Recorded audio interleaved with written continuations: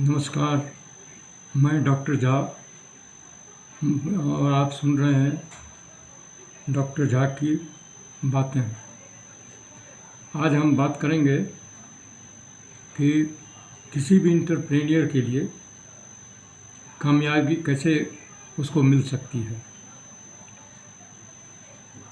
जब कोई अपना काम शुरू करता है या कोई फैक्ट्री चलाता है या कोई बिजनेस चलाता है, उसकी सबसे पहले ये चिंता होती है कि इसमें मुझे सफलता मिलनी चाहिए, क्योंकि अगर वह किसी तरह से भी असफल हो जाता है तो उसमें लगा हुआ धन उसका डूब सकता है। वह अगर उसने बैंक से लोन लिया है तो वो बैड लोन हो जाएगा और उसके लिए उसको पेनल्टी भी देनी पड़ सकती है। इसलिए किसी भी एंटरप्रेन्योर के लिए ये ज़रूरी है कि वो अपने बिजनेस को सही ढंग से चलाए। उसमें सबसे जो प्रमुख बात है कि जो भी वो गोल बनाए, लक्ष्य बनाए, वो रियलिस्टिक होना चाहिए।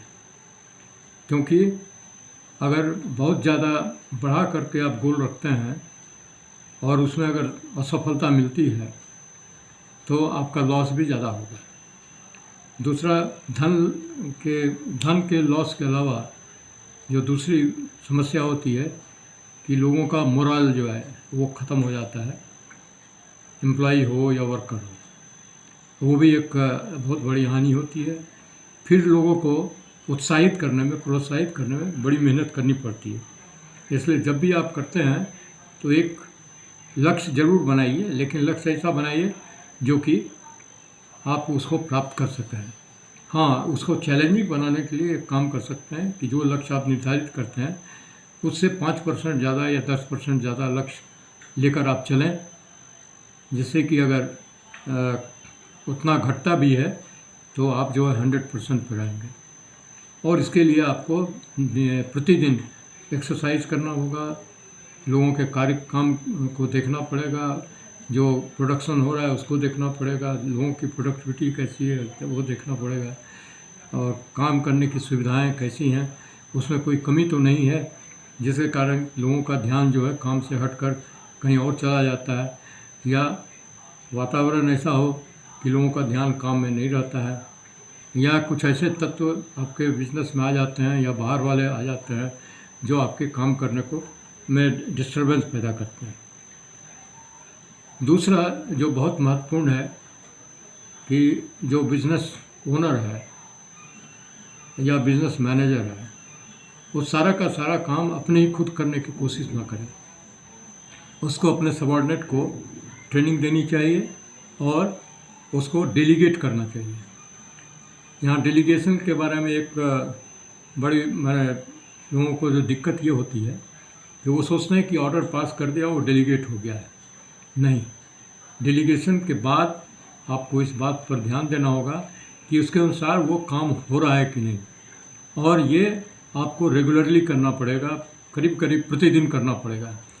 क्योंकि अगर आप मंथली टारगेट मानिए कुछ लेते हैं, उसको आप ब्रेकअप करते हैं डेली टारगेट में, फिर वीकली में, हाफ मंथली में और फिर मंथली में, तो यदि एक क्वार्टर में या एक वीक में आपका घट गया तो सेकेंड वीक में आपको ज़्यादा करना पड़ेगा, उससे थर्ड वीक में और ज़्यादा करना पड़ सकता है।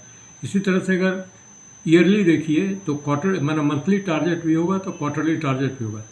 उससे ये फ़ायदा ये होता है कि आप जांच सकते हैं कि कहाँ कमी रह गई है और उसको मजबूती प्रदान कर सकते हैं। उसके लिए नया रिसोर्स दे सकते हैं, नया टैलेंट जो है उसकी ट्रेनिंग दे सकते हैं और लोगों को प्रोत्साहित करने का इंतजाम कर सकते हैं। इसलिए डेलीगेशन से सिर्फ ये मतलब नहीं होना चाहिए कि आपने कह दिया कि ये भाई तुम्हारा काम है तुम देखो।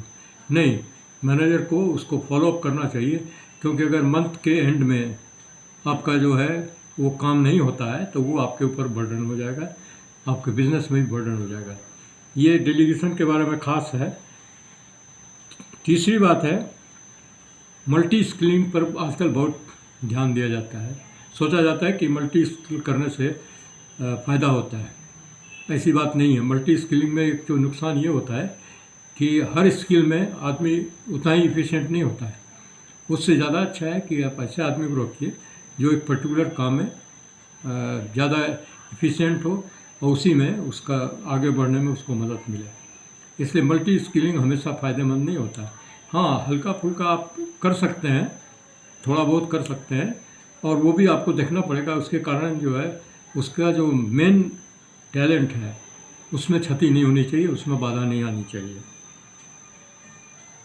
और दूसरा ये भी है कि काम में समय समय पर ब्रेक लेना बहुत ज़रूरी है, खासकर मैनेजर को। और उनको जो है ईयरली छुट्टी में आपको ज़रूर भेजना चाहिए, जो इसमें वो अपना इंटरटेनमेंट कर सके, अपने परिवार का देखभाल कर सके, क्योंकि डे टू डे काम में वो परिवार पे इतना ध्यान नहीं दे पाता है। इसलिए ये भी एक बहुत इम्पॉर्टेंट है कि take a break from the work times. अब ये सवाल होता है कि अगर सब आदमी एक साथ ब्रेक लेगा तब तो फैक्ट्री बंद हो जाएगी, तो उसका एक शेड्यूलिंग करना चाहिए, प्लानिंग करनी चाहिए, उस हिसाब से लोगों को ब्रेक देना चाहिए। ये भी एक इफ़िशियंसी बढ़ाने के लिए, काम में इफ़ेक्टिवनेस बढ़ाने के लिए ये ज़रूरी होता है।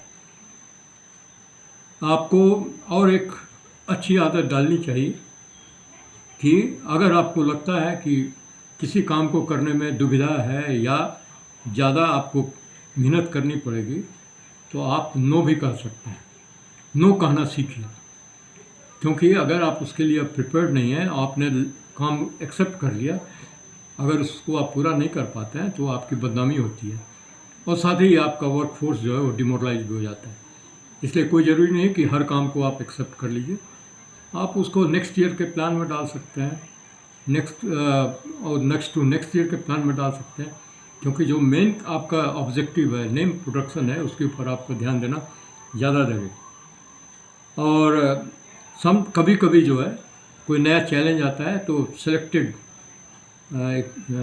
सबऑर्डिनेट को आप सेलेक्ट करिए जो उस तरह का काम करने में सक्षम हो सकता है, उसको वो काम दीजिए अलग से और उसको डेवलप करने में मदद करिए। वो अगर करेंगे तो आपके पास दो फायदे होंगे कि एक नया काम करने का अनुभव भी हो जाएगा, और नया स्किल्ड और टैलेंटेड स्किल्ड आदमी आपके पास होगा जो बाद में काम होगा। ऑब्जेक्टिव काम करने का होना चाहिए टू सक्सीड। अगर आप काम करके सफल नहीं होते हैं तो आपको बहुत ज़्यादा जो है ना तकलीफ़ भी होती है, और आप मन से जो है दुखी हो जाते हैं। इसलिए फिर से काम में पिकअप करने में आपको टाइम लगता है।